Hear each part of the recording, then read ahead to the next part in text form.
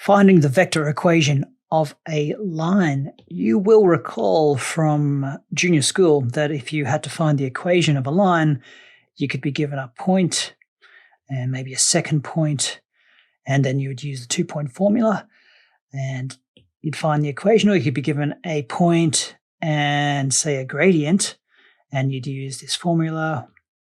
Oops, I know it, I swear. Y minus y1 m outside of x minus x1, and out would come the equation of the line, the Cartesian equation, that is. Well, with vectors, I can locate a point on the line with a position vector, and then I can get the slope of the line from a vector which is said to be parallel to it. Now, it doesn't have to have been those two particular vectors.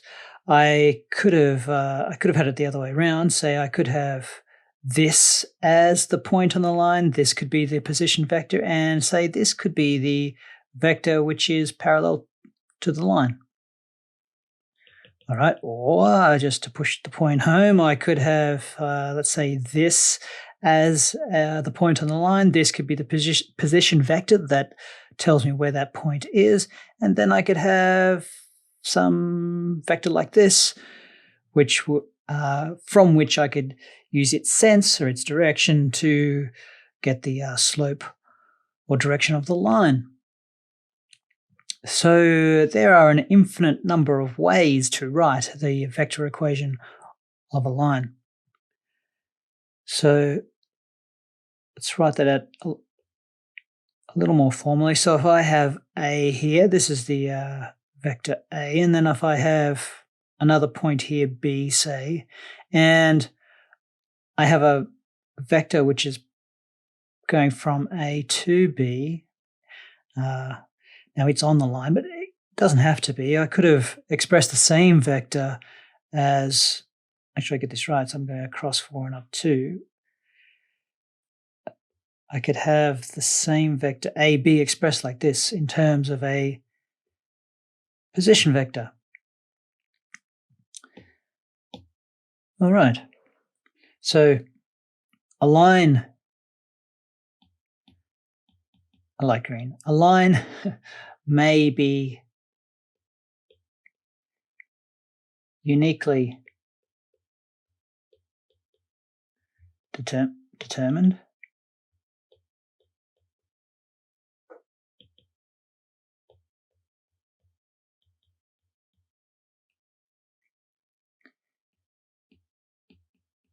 given a parallel vector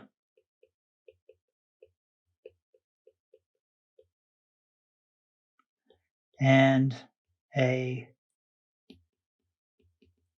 point on the line. And in terms of vectors, my point is given by a position vector.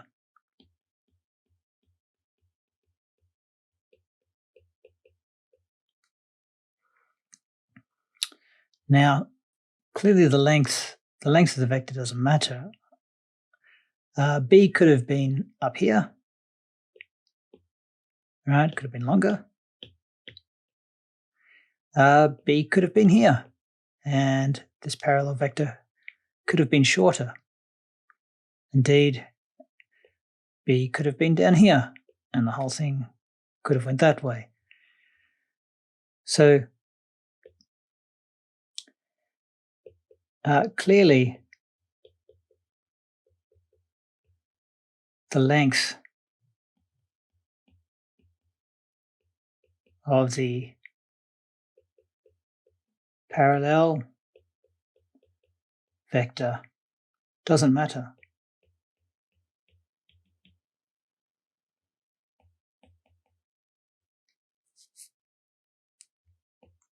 But in order,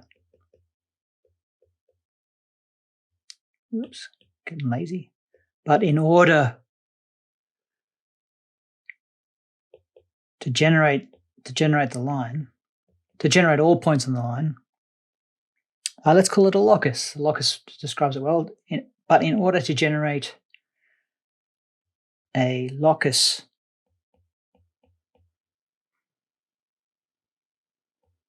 of a straight line,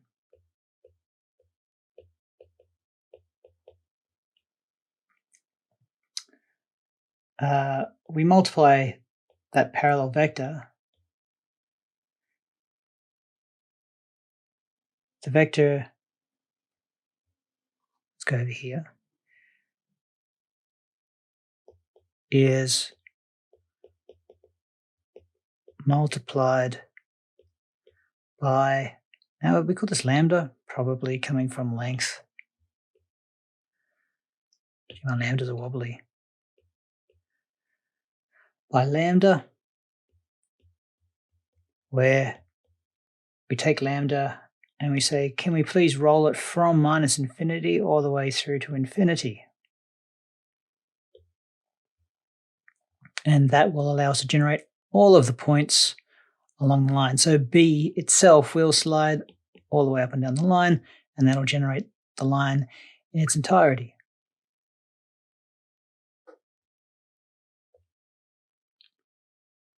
All right.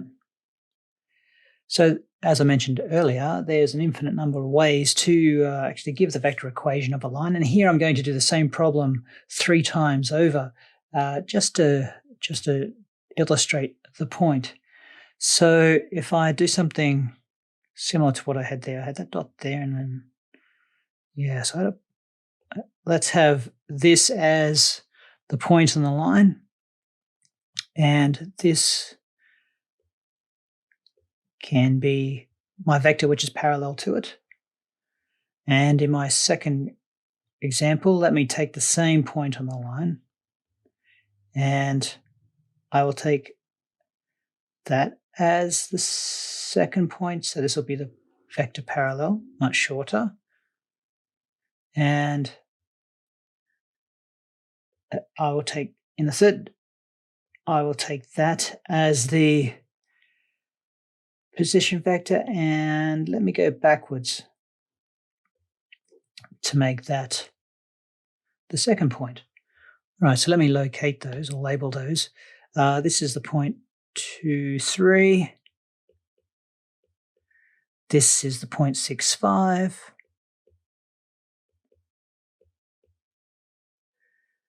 Actually,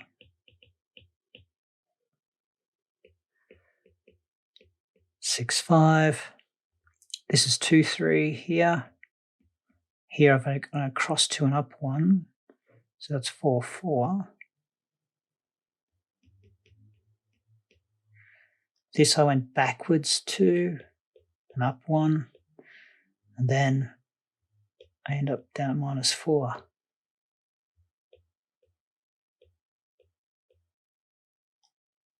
Okay.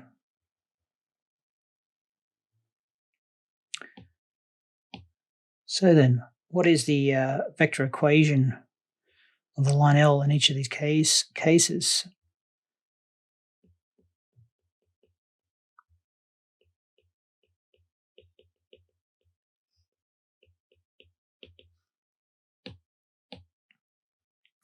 Well, in this first case, L here is, I've gone across 2 and up 3, so 2i plus 3j plus this scalar times my parallel vector, which goes across 4 and up 2.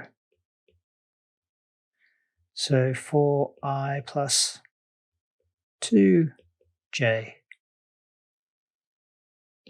We just, oh, what happened? Too much. Yeah. Now, to make that a little more readable, let's collect the i's and j's together to get the direction. So this is 2i and 4 lambdas in the I direction. Sorry, it's 2 and 4 lambdas in the I direction. So it's, let me have a start with a bracket. 4 lambdas plus 2 in the I direction plus In the j direction, I have 3 and 2 lambdas. So 2 lambdas plus 3 in the j direction.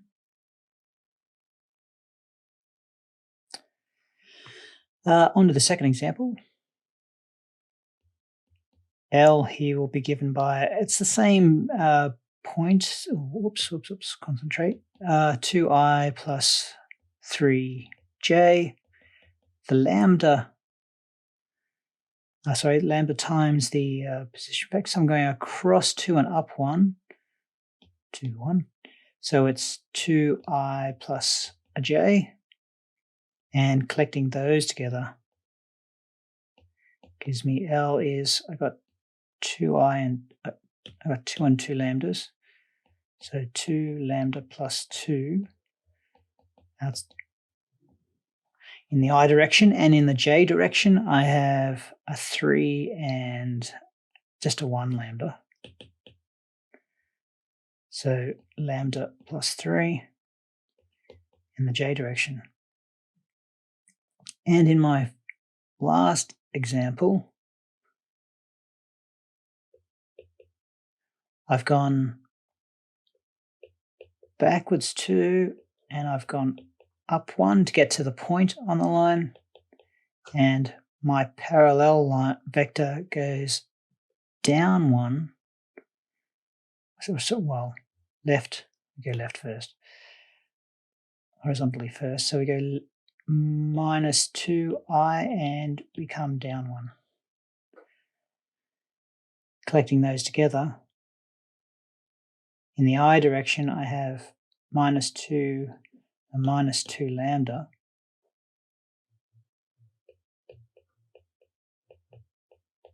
In the I direction, and for j, I have 1 here and minus 1 there, minus 1 lambda. So minus lambda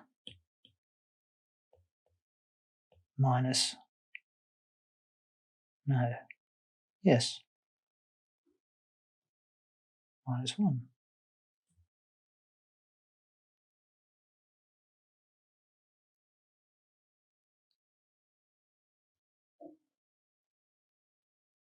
Let me just check that.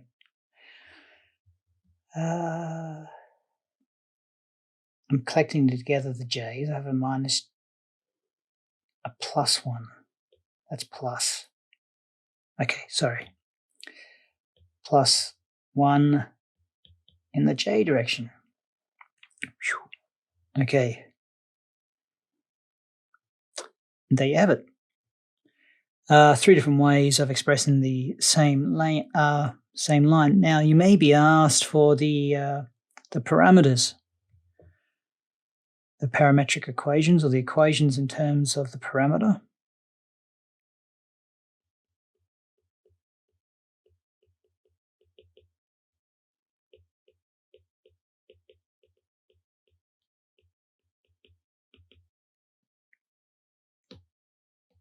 Back to green. And so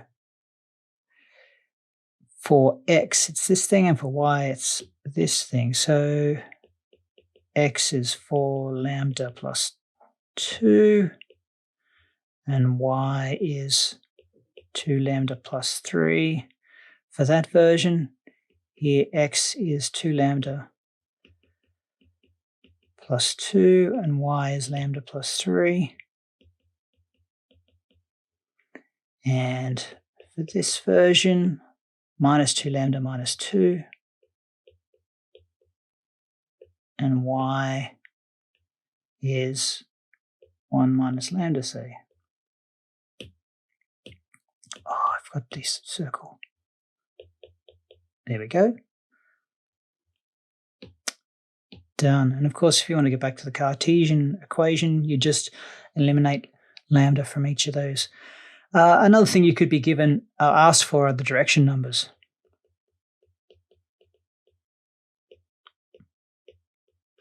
Not difficult. So the direction of the thing that gives you the direction, that is. So in this case, it's 4 and 2. 4 and 2 is there, and 4 and 2 is there. So the direction numbers in this version are 4 and 2. Here it's 2 and 1. And here it is, I've written these in different order just to muddle myself up, -2 and -1. And note, when these are expressed as a fraction or a ratio,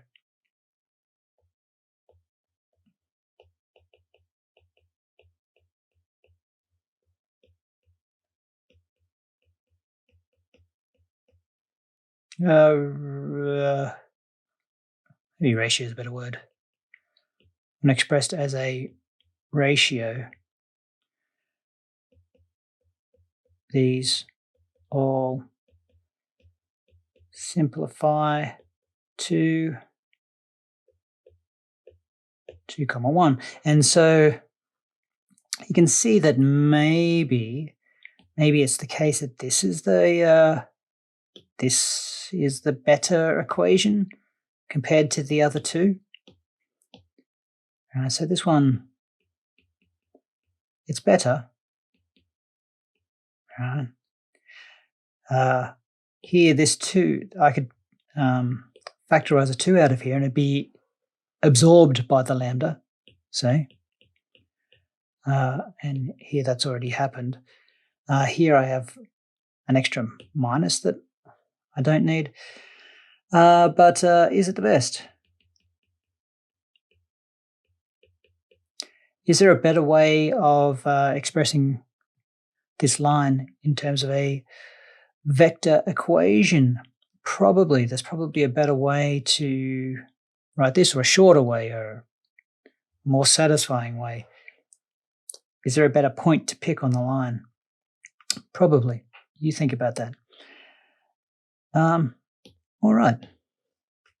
And so just a few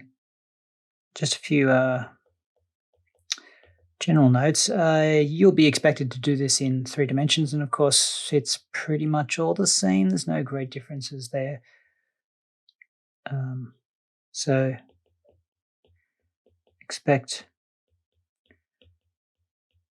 questions in 3 dimensions. Right, so instead of xy, you get xyz, etc., etc. That's not a difficult extension. And expect questions which are simply asking for algebraic manipulation of the vector equation.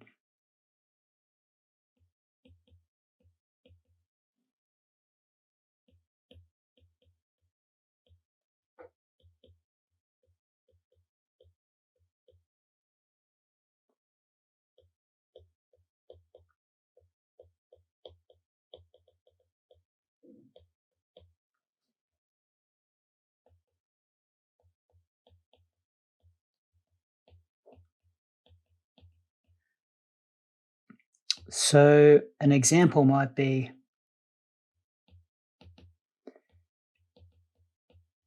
given a value for the parameter, in this case we've been calling it lambda,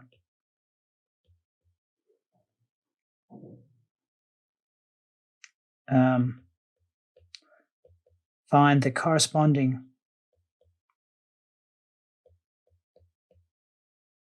corresponding's not going to fit in there. Find the corresponding point on the line. So what would that look like? Well, let's say this was 2, then this is 2 and this is 2. This is 4 times 2 is 8 plus 2. This would become 10i, and this thing here is 2 2s are 4 plus that becomes 7j. And so assuming this was a position vector, and you have to because it's asking for a point on the line, then you'd find that point via the position vector of 10i plus 7j. Not difficult to do. I think I just deleted my full stop. There we go. All right. So just to recap, the vector equation of a line, it's given, you can find it given via any point on the line and then any vector which is parallel to it, which means there's an infinite number of ways to express a vector equation. Here I've done this same line 3 times over to illustrate that. In an exam, you'd probably be restricted to be given 2 points. So let me have purple. So it could be, if you're just given 2 points, say like in this first example, then either you've got it in this arrangement or you're using that as your position vector and your parallel vector's running backwards. Or you could, if you'd be tricky, just run it like that in the same direction. It doesn't matter. So you end up with a minimum number of possible vector equations. All right, that's it for this lesson. My name is Keith Johnston. Thanks for watching.